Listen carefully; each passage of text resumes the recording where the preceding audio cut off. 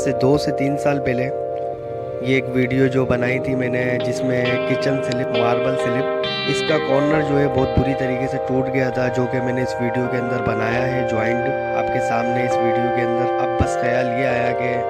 2 साल गुजर चुके हैं, 2 से 3 साल गुजर चुके हैं, तो इसको रीचेक किया जाए, वीडियो बनाई